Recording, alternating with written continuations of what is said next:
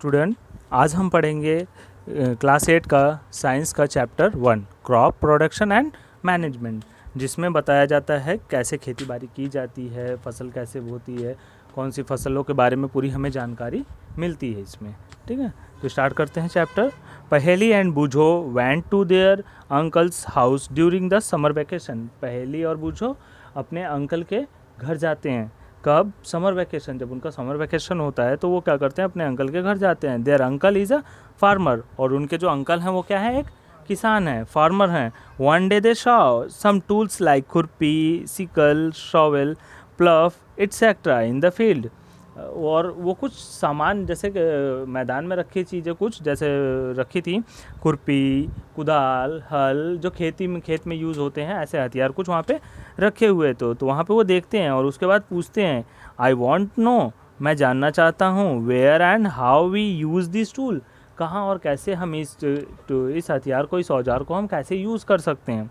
You have learn that all living organisms require food. आपने जैसे पढ़ा है कि सभी जीवों को किसकी आवश्यकता होती है, भोजन की आवश्यकता होती है, उन्हें फूड की आवश्यकता होती है। Plants can make their food themself, और पौधों को भी भोजन की आवश्यकता होती है, पौधे भी अपना भोजन बनाते हैं। लेकिन पौधे क्या करते हैं, भोजन अब स्वयं बनाते हैं, वो अपना भोजन खुद बनाते हैं। Can you recall how green plants synthesis their own foods. कहते हैं कि वो कैसे बना सकते हैं सिंथेसिस से। Animals including human can not make their own food, और जो कि मनुष्य जो हैं और जानवर क्या हैं, वो अपना भोजन स्वयं नहीं बना पाते। So where do animal get their food from, और ये अपना भोजन कहाँ से प्राप्त करते हैं, जब ये अपना भोजन नहीं बनाते तो कहाँ से प्राप्त करते हैं। But first of all why do we have to eat food. लेकिन हमें भोजन की आवश्यकता, हमें मतलब भोजन करने की, भोजन ग्रहण करने, खाने की आवश्यकता क्यों पड़ती है ना, क्यों पड़ती है इसकी ज़रूरत हमें, हम खाते क्यों हैं खाना। You already know that energy from the food is utilised by the organism from the carrying out their various body functions such as digestion, respiration and excretions. जैसा कि हम जानते हैं कि भोजन से हमें क्या प्राप्त होती है, भोजन से हमें ऊर्जा प्राप्त होती है, ऊर्जा, एनर्जी मिलती है। ठीक है, एनर्जी मिलती है, और वो किस में काम आती है, पाचन में, डाइजेशन में, श्वसन क्रिया में, ब्रीथिंग में, और रेस्पिरेशन, उत्सर्जन में, इन सब चीज़ों में हमें काम आता है। ठीक है, we get our food from plants और एनिमल और बोथ। हम अपना भोजन कहाँ से प्राप्त करते हैं, पौधों से, पेड़ से, और जंतु या दोनों से ही प्राप्त करते हैं, है ना। हम चिकन भी खाते हैं, नॉन वेज भी खाते हैं, और वेज भी हैं, तो हम दोनों से ही अपना भोजन क्या कर सकते हैं, ग्रहण कर सकते हैं।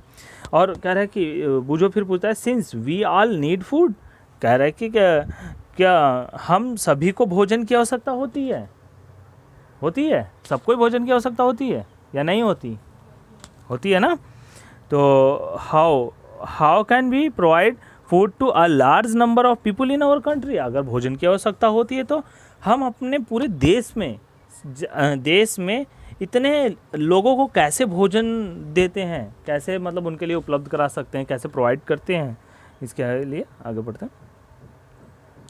फूड, अब पहली कह रही है food has to be produce in large scale. कह रहा है कि पहली कहती है कि भोजन का बड़े स्तर पर उत्पादन करना आवश्यक है। ठीक है ना, बड़े पैमाने में, बहुत ज़्यादा मात्रा में इसकी क्या करती है, खेती बाड़ी करना आवश्यक है, इसकी खेती करनी ज़रूरी है।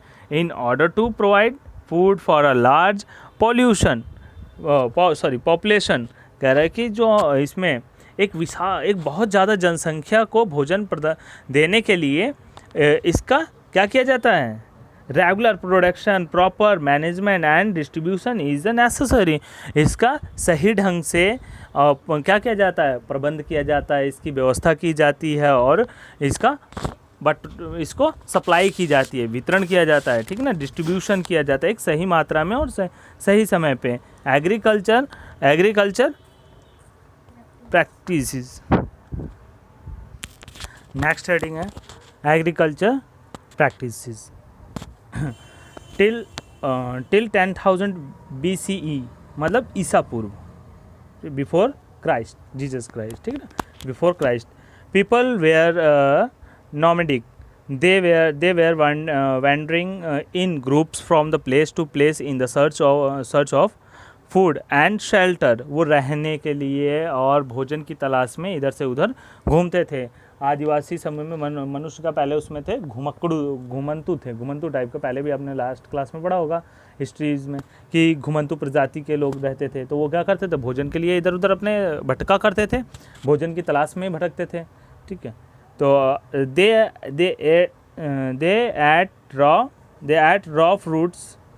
ate raw fruits and vegetables and started hunting animals for food। और वो पहले कंदमूल फूल जैसे पेड़ पौधे पर से खा लेते थे, जो उन्हें मिलता था कच्चा खाते थे, और उसके बाद अपने भोजन के लिए इन्होंने क्या हुआ, जानवरों को शिकार बनाना शुरू कर दिया। Later they could cultivate land and produce rice, wheat and other food crops, thus was born agriculture। और फिर कुछ समय बाद इन्होंने क्या किया कि खेती करना शुरू कर दी और खेत में जुताई करना शुरू कर दी, और कुछ समय के बाद खेती में उसमें गेहूँ चावल और फसल उगाना शुरू कर दिया, जो धीरे धीरे चल के क्या होगा, वहीं से एग्रीकल्चर का खेती बाड़ी वहीं से शुरू हुई, एग्रीकल्चर और कृषि की वहाँ से शुरुआत हो गई थी, वहीं से क्या हुआ, एग्रीकल्चर शुरू हुआ। When plant of some kinds are cultivated at one place on a large scale is called a crop.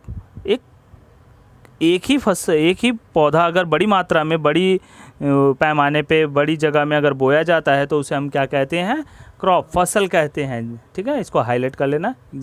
जैसे एग्जाम्पल में क्रॉप ऑफ व्हीट, गेहूं की फसल, means that all the plants grow in the fields are that of wheat. जैसे कि पूरी मतलब मैदान में क्या होती है, सिर्फ गेहूं की ही फसल, गेहूं का ही पौधा लगा देते हैं, उगा जाने को वो गेहूं की फसल हो जाती है। जैसे गेहूं की पूरी खेती जो है, पूरा बड़े बड़े खेतों में क्या देखते हो, गेहूं है, तो वो क्या होगा, गेहूं की फसल हो जाती है। You already know that the crops are of different types of like cereals, vegetables and fruits, ठीक है। अलग अलग तरह की क्या है, फसलें पाई जाती हैं। जैसे उसमें अन्न, अलग अलग तरह से अन्न, फल और अनाज मान लो, और सब्जी और फल उगाए जाते हैं, खेती होती है, ठीक है। these can be the classified on the basis of season in which they grow। ये अलग अलग सीज़न में अलग अलग तरह से उगाई जाती हैं, अलग अलग सीज़नों की अलग अलग फसलें बांटी हुई हैं। हर सीज़न में अलग फसल होती है, बरसात में अलग, ठंडी में अलग, और रेनी सीज़न की वो अलग अलग, मतलब अलग अलग सीज़न में फसलें हैं, ठीक है। India is vast country. The climatic conditions like the temperature, humidity and rainfall vary from one region to another region, ठीक है। भारत एक क्या है, एक विशाल देश है, बहुत बड़ा देश है, ठीक ना। वेस्ट मतलब बड़ा देश, विशाल देश है। यहाँ क्या होता है, यहाँ का मौसम, यहाँ में क्या जलवायु क्या है, बहुत अलग अलग है, अलग अलग किस्म की जलवायु, जैसे कि गर्मी भी होती है और ह्यूमस भी होती है, ह्यूमिडिटी भी होती है और बारिश भी होती है। तो हर परिस्थितियाँ इसमें अलग अलग है, ठीक है। और क्या होता है इसमें, rainfall are vary from one region to another region. एक क्षेत्र से दूसरा क्षेत्र का है, एक दूसरे से अलग है, हर मामले में यहाँ पे अलग है। Accordingly there is a rich, कह रहा है कि हर प्रकार there is a rich variety of crop grow in the different parts of country. देश के अलग अलग इलाकों, अलग अलग जगहों पे बड़ी मात्रा में अलग अलग फसल उगाई जाती है। Despite this diversity two broad cropping patterns can be identify this crops. इसके मतलब बोने की विधि अलग होती है। जो ये फसल मोटे तौर पे बोई जाती है, बड़े तौर पे ये अलग अलग भागों में बांट दी जाती है, ठीक है ना। अलग अलग टाइप से, दो टाइप में बांटी हुई है, ठीक। सारी फसलों को दो भागों में बांटा हुआ है, दो फसल के रूप में। पहला है खरीफ क्रॉप्स एंड रबी क्रॉप्स। तो पहले हम किसके बारे में पढ़ेंगे, खरीफ क्रॉप्स के बारे में पढ़ते हैं। नंबर 1 हमारा क्या है, kharif crop. The crops which are sown in the rainy season are called kharif crops. और जो बरसात के मौसम में बोई जाती है उनको हम क्या कहते हैं, खारिफ क्रॉप्स कहते हैं। ठीक है, खारिफ क्रॉप्स, इसको हाईलाइट कर लेते हैं।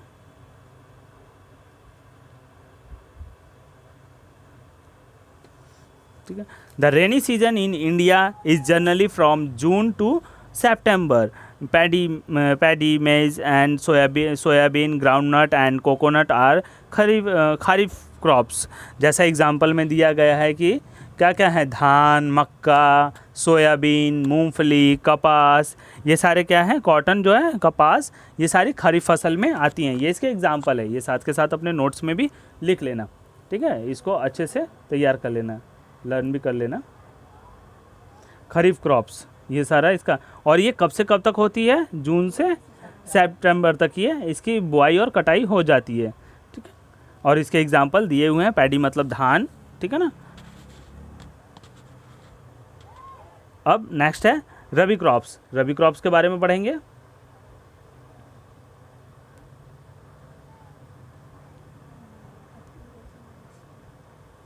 रबी crops the crops grown in the winter. और रबी क्रॉप्स क्या होती है, विंटर के सीजन में होती है। Rabi crop the crops grow in the winter season. और ये winter season October to March तक, अक्टूबर में बुआई होती है और अक्टूबर से बुआई शुरू हो जाती है इसकी, और मार्च में कटाई होना शुरू हो जाती है। आर कॉल्ड रबी क्रॉप्स, और इसको क्या कहेंगे हम, रबी क्रॉप्स। ठीक है, इन महीनों में जो ये फसलें बोई जाती हैं उनको हम रबी क्रॉप्स कहते हैं। एग्जाम्पल में दे रखा, example of rabi crops are wheat, grams, pea, mustard and linseeds. ठीक, इसमें आते हैं चना, मटर, गेहूँ और मूंगफली, सरसों, और ये सारी फसलें इसमें उगाई जाती हैं। Besides these pulses and vegetables are grown during the summer at many place. कह रहा है कि गर्मी के समय में, गर्मी के मौसम में क्या करते हैं, ये सब्जियां, फसलें, दाल उगाई जाती हैं अलग अलग। नेक्स्ट टॉपिक है basic practice of crops production.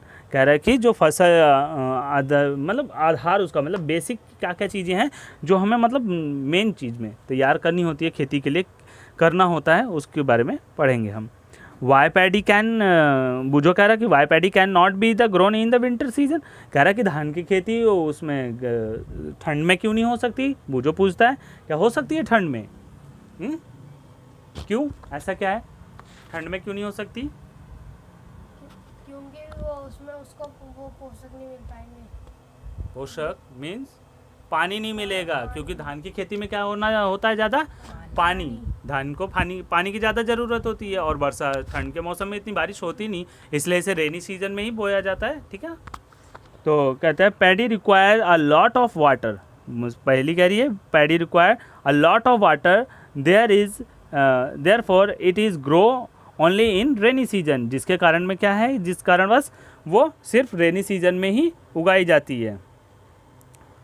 Cultivation of crops involve the several activities undertaking by farmers over the period of time। कह रहा कि खेती के समय में, जब खेती मतलब करना शुरू होता, फसल उगाने के समय में उसे बहुत सारी एक्टिविटीज़ करनी पड़ती है। खेत में बहुत सारी, जैसा तुमने गांव में जाके देखा होगा, बहुत सारी एक्टिविटीज़ करते हैं। डायरेक्ट ये थोड़ी ना करते हैं खेत में, चाहे पानी हो चाहे ना हो, डायरेक्ट गेहूँ छीट दिया या धान लगा दिया, धान लग जाएगा, नहीं लगता ना।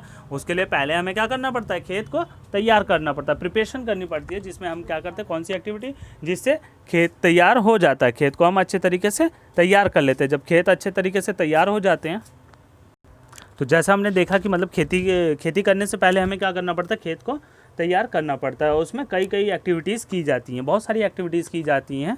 जैसे you may find that these activities are the similarly to those carried out by gardener or even by you when the grow or ornamental plants in your house. ऐसे आम चीज़ें हैं जो मतलब आप खुद करते हो, जैसे कि गार्डनर, माली जो है कि वो भी करता है। ठीक है ना, माली भी करता है। माली क्या करता है, वो करता है ना, पेड़ पौधों को छटाई करता है, उसकी गुड़ाई करता है, मिट्टी की साफ़ सफाई, घास खरपतवार निकालता रहता है। देखा होगा स्कूलों में, पार्कों में देखा होगा, माली ऐसे करता रहता है। ठीक है, बाकी इवन क्या है कि उसके अलावा भी हम क्या करते हैं, अपने घर पर जो हम पेड़ पौधे लगाते हैं उसको भी करते हैं ना, खाद पानी डालते हैं, मिट्टी सही करते हैं, पानी देते रहते हैं, उसकी देखभाल करते हैं। तो ऐसे ही करना पड़ता है। दीज एक्टिविटीज़ और task are the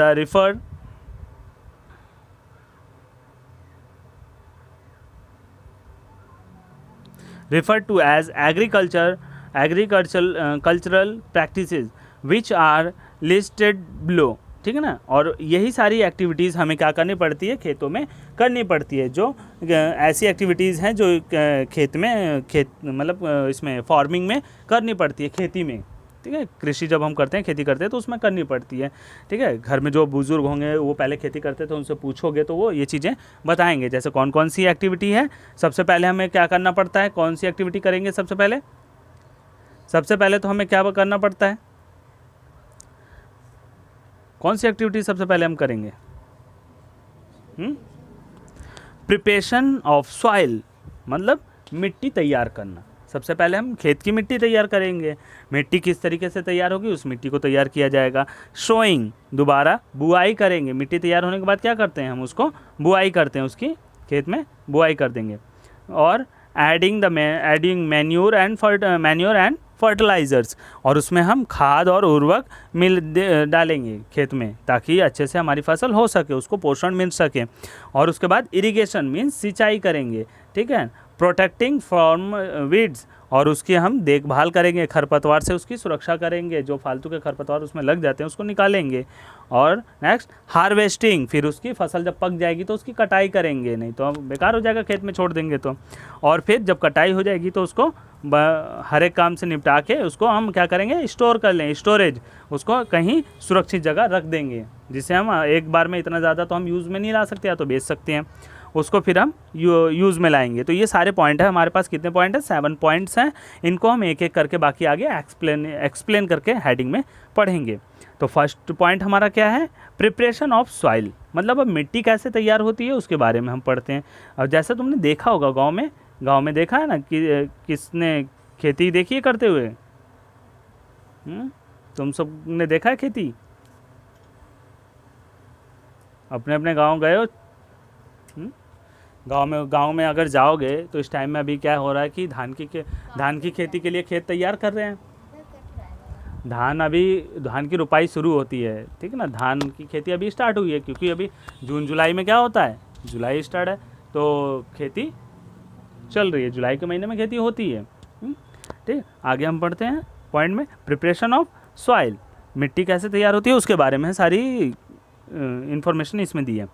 the preparation of soil is a first step before the growing a crop, फसल उगाने के पहले हमें क्या करना पड़ता है, पहला स्टेप जो है वो क्या है, मिट्टी तैयार करना है। One of the most important task in agriculture is to turn the soil and loosen it, पहला इंपॉर्टेंट पॉइंट है उसमें क्या है कि मिट्टी को पलटना। खेत में जब जुताई होती है तो मिट्टी पलट देते हैं और उसे क्या करते हैं, फुलफुली हो जाती है, भर्री मिट्टी बनाते हैं उसको, ताकि उसमें हवा लगे, उसको लूज़ करते हैं, मिट्टी को पलट देते हैं, तो उसमें गैप सा आ जाता है ना। देखे होगे गांव में कभी भी जाते होगे तो अगर खेत की जुताई हुई होगी तो मिट्टी ऐसे मोटे तौर पर पलटी होगी, मोटे मोटे ढेले से उसमें पड़े होंगे खेत में ना। Lose this allows the roots to penetrate deep in the soil, और जिससे क्या होती है कि जड़ें क्या होती है वो मिट्टी में गहराई तक जा सकती हैं। जब मिट्टी अच्छे जो इसमें जड़ें जो कि क्या होती है उसकी गहराई तक जा सकती हैं, ठीक है। आगे the loose soil allows the root to be the breathe easily when they go deep into the soil, और जब वो सॉइल में मिट्टी में गहराई तक जाती हैं तो वो जो फुलफुली मिट्टी होती है उसके ज़रिए से वो क्या करती है, हमारे जो पौधे की जड़ होती है वो आसानी से सांस ले पाती है, आसानी से सांस ले सकती है। कहते सॉइल यही तो ना, deep into the soil. Why does the loosing of soil allow to the roots to breathe easily, कह रहे कि मतलब ऐसा क्यों, सांस लेने के लिए हमें ये पौधे जो जड़ें हैं पौधों की वो आसानी से सांस लें, उसके लिए हमें मिट्टी को ऐसा करना क्यों ज़रूरी है, क्यों कर सकते हैं इसको हम। अगर मान लो टाइट टफ मिट्टी होगी, हार्ड हो जाएगी तो उसमें क्या होगा, मिट्टी में हवा नहीं जाएगी, ठीक है ना, मिनरल्स भी होते हैं और भी हवा जाती है तो उससे थोड़ा सा खुले, उसको भी कुछ पोषक तत्व तो मिल जाते हैं हवा के ज़रिए से भी। और मिट्टी में तो होते ही होते हैं, उसमें भी कुछ बैक्टीरियाज होते हैं, ठीक है। आगे हम उसको भी बारे में पढ़ेंगे। The loosened soil help in the growth of earthworms and microbes present in the soil. और कह रहा है कि जो पोल मिट्टी होती है, मिट्टी में रहने वाले केंचुओं और जो उसमें बैक्टीरियाज होते हैं, ठीक ना, माइक्रोज ऑर्गेनिजम्स होते हैं, वो क्या करते हैं इसमें इसकी जो पेड़ को बढ़ने में क्या करते हैं, इसकी सहायता करते हैं।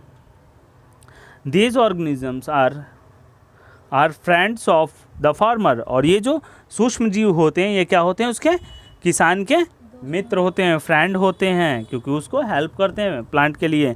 Since they further turn and loosen the soil and add the humus to it. और वो क्या करते हैं कि मिट्टी को पलट करते हैं और उसमें ह्यूमस बनाते हैं। But why the soil need to be the turn and loose. कह रहे हैं कि मिट्टी को हम पलटते क्यों हैं और इसको लूज करने की आवश्यकता हमें क्यों होती है।